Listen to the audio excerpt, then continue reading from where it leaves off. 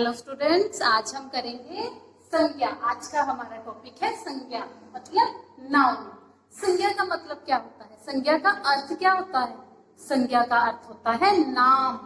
तो संज्ञा में किसी का भी नाम आ सकता है, कोई भी नाम आ सकता है। दुनिया में जितनी भी वस्तुएं हैं, जितनी भी चीजें हैं, जितने भी प्राणी हैं, व्यक्ति हैं, पशु हैं, पक्षी हैं, सभी के कुछ ना कुछ नाम है। सभी को हम नामों से ही जानते हैं। तो इसलिए उन नामों को हम फिर क्या कहते हैं? संज्ञा। आपके आसपास देखिए कितनी सारी वस्तुएं होंगी, कितनी सारी चीजें हैं। आप देखोगे दीवार, आप इसको चार दीवारी को आप दीवार बोलते हो, या फिर ऊपर जो हवा दे रहा है आपको, चल रहा है, उसको पंखा बोलते हो, उसका भी नाम है, पंखा है। या फिर कोई भी चीज आपके हाथ में आप पढ़ रहे हो जिस चीज को, उसको किताब बोलते हैं। तो सभी चीजों के, सभी वस्तुओं के, सभी प्राणियों के नाम होते हैं। आपका भी नाम होगा, आपका नाम है ना, तो वह भी संज्ञा है। आपके मम्मी का नाम है, वह भी संज्ञा है। आपके पापा का नाम, वह भी संज्ञा है। सभी के नाम को संज्ञा ही बोलते हैं। तो संज्ञा, सबसे पहले हम संज्ञा की परिभाषा करेंगे। संज्ञा की परिभाषा करने से पहले मैं आपको बता दूं कि संज्ञा में किसी का भी नाम आ सकता है, किसी प्राणी का नाम आ सकता है, यानी किसी व्यक्ति या पशु पक्षी किसी का भी नाम आ सकता है। सभी के कुछ ना कुछ नाम होते हैं। इसके अलावा जैसे फल हैं, सब्जियां हैं, फूल हैं, ये सभी चीजों के भी नाम होते हैं। इनको भी हम नामों से जानते हैं। आप रोज अपनी मम्मी से पूछते होगे कि आज कौन सी सब्जी बनाई है, तो आपकी मम्मी जो है आपको सब्जी का नाम बताती है कि आज कौन सी सब्जी बनाई है। आज मटर बनाए हैं, या फिर आज आलू बनाए हैं, या फिर शलगम बनाए हैं। तो इस तरह सब्जियों के भी नाम है। आप फल खाते हो तो उनके भी नाम है। कौन कौन से फल खाते हो आप, उनको भी हम नामों से जानते हैं। जैसे कि आपने कौन कौन से फल खाए? ये क्या है? ये कौन सा फल है? आप बताइए, इस फल का नाम बताइए। इस फल का नाम क्या है? सेब। तो फल का जो नाम है सेब, वह क्या हुआ? संज्ञा। अब और फल मैं आपको दिखा रही हूं, ये क्या है? ये भी एक फल है। इस फल का क्या नाम है? आम। तो यह भी एक संज्ञा है। तो इस फल का नाम बताइए। इमली। तो इमली भी संज्ञा है। तो एक और फल है मेरे पास, ये बताइए, इस फल का नाम अनार। तो फलों के नाम भी जो होते हैं वो क्या होते हैं? संज्ञा। इसके अलावा सब्जियों के भी नाम होते हैं। हर एक सब्जी का कोई ना कोई नाम होता है। आप या तो नहीं सभी को सब्जी ही बोलते हो, हर एक सब्जी का कुछ नाम होता है। जैसे यह कौन सी सब्जी है? इस सब्जी का नाम बताइए। इस सब्जी का नाम है शलगम। तो इस सब्जी का क्या नाम है? टमाटर। ये देखिए सब्जियों के भी नाम है। इसी तरह जानवरों के भी नाम है। इस जानवर का नाम बताइए। खरगोश। इस जानवर का क्या नाम है? घोड़ा। इस जानवर का क्या नाम है? हाथी। तो इस तरह बेटा जानवरों के भी नाम हैं। जानवरों के नाम के साथ साथ पक्षियों के भी नाम होते हैं। पक्षियों के नाम भी आपको पता ही होगा। अब इस पक्षी का नाम देखिए क्या है, सोचिए। कबूतर। और इस पक्षी का क्या नाम है? तोता। तो इस तरह पक्षियों के भी नाम है। तो यह नाम भी क्या हुए? संज्ञा हुए। इसी तरह से फूलों के भी नाम होते हैं। यह क्या है? इतने सारे फूल हैं मेरे पास, तो इन फूलों के भी कुछ ना कुछ नाम होते हैं। यह कौन सा फूल है? सूरजमुखी का फूल। इस फूल का नाम क्या है? कमल। तो इस तरह फूलों के भी नाम हैं। इसके अलावा और भी बहुत सारी चीजें होती हैं। जैसे दिनों के भी नाम होते हैं। सोमवार, मंगलवार, बुधवार, गुरुवार, शुक्रवार, शनिवार, रविवार। तो यह नाम भी क्या हुए? संज्ञा। महीनों के भी नाम होते हैं। जनवरी, फरवरी, मार्च, अप्रैल, मई, जून, जुलाई, अगस्त, सितंबर, अक्टूबर, नवंबर, दिसंबर। तो इनके भी नाम क्या हुए? संज्ञा। और भी बहुत सी चीजों के नाम होते हैं। नदियों के भी नाम है। गंगा नदी, यमुना नदी। तो ये नाम भी क्या हुए? संज्ञा। इसी तरह से पहाड़ों के यानी कि पर्वतों के भी नाम है। क्या है? हिमालय पर्वत, अरावली पर्वत। तो इनके नाम भी क्या हुए? संज्ञा। तो इस तरह से बच्चों सभी चीजों के, सभी वस्तुओं के, सभी प्राणियों के, सभी पदार्थों के कुछ ना कुछ नाम जरूर होते हैं। दुनिया में हर एक चीज को हम नाम से ही जानते हैं और उस नाम को क्या बोलते हैं? संज्ञा बोलते हैं। तो आइए अब करते हैं हम संज्ञा की परिभाषा। किसी वस्तु, प्राणी, स्थान, भाव आदि के नाम का बोध कराने वाले शब्दों को संज्ञा कहते हैं। किसी वस्तु, कोई भी वस्तु हो सकती है, कुछ भी, बहुत सारी वस्तुएं होती है हमारे पास, मान लो मेज है, कुर्सी है, और भी बहुत सारी वस्तुएं, किताब है, तो वह क्या हुआ? संज्ञा। प्राणी, अब प्राणी क्या होता है? प्राणी का मतलब होता है जिसमें प्राण हो, यानी लिविंग बीइंग, जिसमें प्राण हो, जो सांस ले सकता है, तो उसको कहते हैं प्राणी।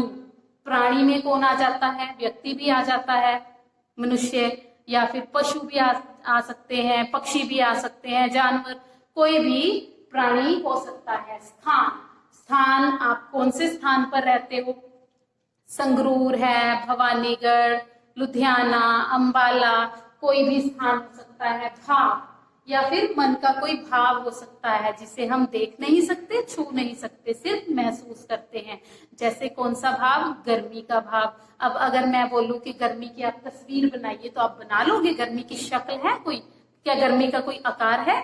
नहीं, गर्मी की कोई शक्ल या आकार नहीं है। जब हमें पसीना आ रहा होता है, हमें प्यास लगती है, तो हम कहते हैं गर्मी लग रही है, हमें महसूस होता है कि गर्मी लग रही है। इसी तरह देखो बेटा, प्राणी में आपको बता दिया कि जैसे प्राण होते हैं, जिसमें स्थान आपको बता दिए, कोई भी शहर का नाम होता है। भाव आपको बता दिए कि मन का कोई भी भाव हो सकता है, गर्मी, सर्दी, या फिर बचपन, जवानी, बुढ़ापा, कोई भी भाव हो सकता है। आदि के नाम का बोध कराने वाले शब्दों को संज्ञा कहते हैं। जैसे किताब, किताब क्या है? वस्तु। लड़का, मोर, ये प्राणी हो गए। दिल्ली, स्थान हो गया। गर्मी, भाव। इसके बाद हम करेंगे भेद। संज्ञा के कितने भेद होते हैं? संज्ञा के मुख्यतः 3 भेद होते हैं। व्यक्तिवाचक संज्ञा, जातिवाचक संज्ञा, भाववाचक संज्ञा। लेकिन जातिवाचक संज्ञा के आगे 2 उपभेद हैं, द्रव्यवाचक संज्ञा और समुदायवाचक संज्ञा। सबसे पहले हम करेंगे व्यक्तिवाचक संज्ञा।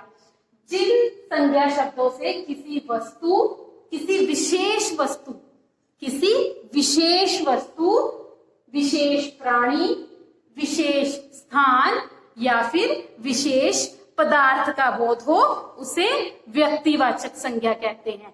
जैसे कि ये देखिए, ये क्या है तस्वीर में? ताजमहल। ताजमहल एक विशेष ये इमारत है, बिल्डिंग है। ताजमहल विशेष कैसे है? कोई और है दुनिया में ताजमहल? इसके साथ का, इसके जैसा ताजमहल एक ही है, और वो है आगरा में। तो यह क्या हुआ? व्यक्तिवाचक संज्ञा। अब यह कौन है? महात्मा गांधी। महात्मा गांधी दुनिया में कितने हैं? एक है, या फिर इतने सारे हैं? एक ही है। तो महात्मा गांधी भी क्या है? व्यक्तिवाचक संज्ञा। तो इसी प्रकार बच्चों, यह क्या है? सूरज, या फिर इसको और क्या बोलते हैं? सूर्य। तो सूरज जो है वह क्या है? व्यक्तिवाचक संज्ञा है या जातिवाचक? व्यक्तिवाचक संज्ञा, क्योंकि पूरी दुनिया में सूरज भी एक ही है। ऐसा नहीं है कि हमारे भारत में सूरज अलग है, अमेरिका में सूरज अलग है, या फिर जापान में सूरज अलग है। नहीं, सभी जगह से एक ही सूरज हमें दिखाई देता है। पूरी दुनिया में एक ही सूरज है। तो यह भी क्या होगा? विशेष। तो इसको भी हम व्यक्तिवाचक संज्ञा में रखेंगे। व्यक्तिवाचक संज्ञा में विशेष कोई व्यक्ति, किसी का भी नाम भी हो सकता है, जैसे आपका भी नाम हो सकता है। जैसे है जशनदीप, लगा लो जशनदीप। क्या है? व्यक्तिवाचक संज्ञा है या जातिवाचक संज्ञा है? व्यक्तिवाचक संज्ञा। अब आप कहोगे कि वो कौन सा पूरी दुनिया में एक है? हमारी कक्षा में तो 2 हैं या फिर 3 जशनदीप हैं, लेकिन बेटा नाम एक जैसे हैं लेकिन शक्ल अलग अलग है, उनके मम्मी पापा अलग अलग हैं, सब कुछ अलग अलग है, तो सेम नहीं है, वो अलग अलग ही रखेंगे उनको। तो एक जैसा एक ही होता है, उसके जैसा सेम उसकी शक्ल का या सेम उसके मम्मी पापा भी सेम हो, ऐसे तो हो नहीं सकता। तो जशनदीप जो नाम हुआ किसी का भी, वह भी व्यक्तिवाचक संज्ञा में ही आता है हमेशा। किसी का भी नाम, आपका भी नाम, मेरा भी नाम, जो नाम है वो व्यक्तिवाचक संज्ञा में आएगा। इसके बाद है जातिवाचक संज्ञा। जातिवाचक संज्ञा क्या होती है? जिस शब्द से किसी वर्ग या जाति के सभी पदार्थों, वस्तुओं या प्राणियों का बोध हो, उसे जातिवाचक संज्ञा कहते हैं। जैसे कि मैंने अभी आपको इतनी चीजें दिखाई, इतने फल दिखाए, जैसे फल है तो ओनली एक ही फल है दुनिया में, या फिर मान लो अकेला सेब ही ले लो तो सेब एक ही है दुनिया में? नहीं, सेबों की भी आगे जातियां हैं, कई तरह के सेब होते हैं, अलग अलग तरह के, बहुत तरह के सेब आप खाते हो, एक ही तरह का सेब नहीं होता। तो ये क्या है? जातिवाचक संज्ञा। जो एक से ज्यादा पाई जाती है, जो चीजें एक से ज्यादा पाई जाती हैं उन्हें जातिवाचक संज्ञा में रखेंगे। जैसे पक्षी हैं, पक्षी भी एक है दुनिया में या पक्षी बहुत सारे हैं? बहुत सारे पक्षी हैं, एक से ज्यादा हैं, तो ये क्या होगा? जातिवाचक संज्ञा। पक्षियों की भी आगे जातियां होती हैं, इस तरह वस्तुओं की भी जातियां होती हैं। अब कोई वस्तु मान लो दिखा दी मैंने आपको, ये मान लो छाता है, छतरी भी बोलते हैं जिसको, तो छाता क्या पूरी दुनिया में एक ही है? नहीं, छाते बहुत सारे होते हैं। छाते आप कहीं से भी जाकर ले लो, आप एक की जगह 4 छाते ले लो, तरह तरह के ले लो, रंग बिरंगे जितने मर्जी छाते ले लो, तो छाता भी क्या हुआ? कौन सी संज्ञा हुआ? जातिवाचक संज्ञा। तो जातिवाचक संज्ञा में एक से ज्यादा चीजें या वस्तुएं आ जाती हैं, तो उसे कहते हैं जातिवाचक संज्ञा। व्यक्तिवाचक संज्ञा और जातिवाचक संज्ञा में कई बार बच्चों को कंफ्यूजन होती है, तो इसका सरल क्या है इसको पहचान करने का तरीका? व्यक्तिवाचक संज्ञा और जातिवाचक संज्ञा। अगर मैं कोई आपको चीज बताऊंगी, कुछ भी देती हूँ आपको, एक वस्तु का नाम बोलूंगी, तो आप पहचानना कि वह व्यक्तिवाचक संज्ञा है या फिर जातिवाचक संज्ञा। अब मैं, ये किसकी तस्वीर है? ये जानवर है, भेड़। तो भेड़ पूरी दुनिया में एक ही है, स्पेसिफिक एक ही भेड़ होती है। जैसे हमने किया था कि सूरज पूरी दुनिया में एक है, वही सभी को दिखाई देता है, तो वो व्यक्तिवाचक हुआ, स्पेसिफिक, विशेष है वो। तो ये विशेष हो सकता है, ये पूरी दुनिया में एक ही भेड़ है? नहीं, बहुत सारी भेड़ें, आगे भेड़ों की जातियां भी होती हैं, तो ये क्या हुआ? जातिवाचक संज्ञा। तो जो चीजें ज्यादा हो सकती है वो जातिवाचक संज्ञा में आती है। आगे है द्रव्यवाचक संज्ञा। जिन संज्ञा शब्दों से किसी पदार्थ या धातु के होने का बोध हो, धातु का बोध हो, उसे कहते हैं द्रव्यवाचक संज्ञा। द्रव्य से ही पता चल रहा है, कोई लिक्विड भी हो सकती है, जैसे पानी है, दूध है, लस्सी है, कुछ भी लिक्विड चीज, या फिर धातुएं, सोना, चांदी, लोहा, तांबा, कोई भी धातुएं हो सकती है। आगे है जातिवाचक संज्ञा का दूसरा उपभेद है समुदायवाचक संज्ञा। समुदायवाचक संज्ञा होती है जिन संज्ञा शब्दों से किसी समूह या समुदाय का बोध हो, यानी किसी झुंड का बोध हो। जैसे कि मान लीजिए, यह देखिए, यह क्या है? किसकी तस्वीर है? यह परिवार है। एक परिवार में कितने सदस्य हैं? देखो 4। तो एक परिवार में, एक ही वर्ड मैंने बोला परिवार, लेकिन परिवार किससे बना? काफी सारे सदस्यों से, 4 हो सकते हैं, 5 हो सकते हैं, 6 हो सकते हैं, इन सदस्यों से मिलके परिवार बनता है। तो यह क्या हुआ? क्या हुआ? समूहवाचक संज्ञा या फिर समुदायवाचक संज्ञा, जिसको इंग्लिश में कलेक्टिव नाउन भी बोलते हो आप। तो इसके बाद है, मान लो अगर मैं अंगूर कहूं तो अंगूर का एक दाना होगा। अगर मैं कहूं गुच्छा, तो अंगूरों का पूरा गुच्छा, काफी सारे अंगूर आ जाते हैं उसमें, अंगूर बहुत सारे आ जाते हैं। तो गुच्छा वर्ड क्या है? कलेक्टिव नाउन, यानी कि समुदायवाचक या समूहवाचक संज्ञा। तो ऐसे ही समूहवाचक संज्ञा में और भी बहुत सारी चीजें हो सकती हैं। गुच्छा जैसे था, अंगूरों का गुच्छा है, चाबियों का गुच्छा हो सकता है, या फिर कक्षा हो सकती है। कक्षा में बहुत सारे छात्र होते हैं तो जाके कक्षा बनती है, तो इतने सारे छात्र मिलकर एक कक्षा बनाते हैं, तो कक्षा भी क्या हुआ? समूहवाचक संज्ञा। तो जातिवाचक संज्ञा के 2 उपभेद किए हमने, द्रव्यवाचक और समुदायवाचक संज्ञा। नंबर 3 है, तीसरा, भाववाचक संज्ञा। मैंने पहले ही बताया आपको, भाववाचक संज्ञा कौन सी होती है?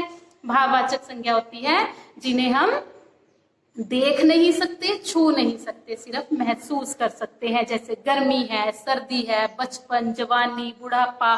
तो ये चीजें जो हैं हमें दिखाई नहीं देती, ना हम इनको छू सकते, हम सिर्फ महसूस करते हैं। गर्मी भी हमें महसूस होती है, हमें पसीना आता है, प्यास लगती है तो हम कहते हैं गर्मी लग रही है। तो इस तरह से गर्मी हमें दिखाई नहीं देती, हम सिर्फ फील करते हैं, महसूस करते हैं। तो आई होप बच्चों आपको संज्ञा टॉपिक अच्छी तरह से समझ आ गया होगा, संज्ञा की परिभाषा समझ आ गई होगी और इसके भेद भी आसानी से आपको समझ आ गए होंगे। अब इनके भेदों को, व्यक्तिवाचक संज्ञा और जातिवाचक संज्ञा के डिफरेंस को भी आपने अच्छी तरह से समझ लिया होगा। Thank you.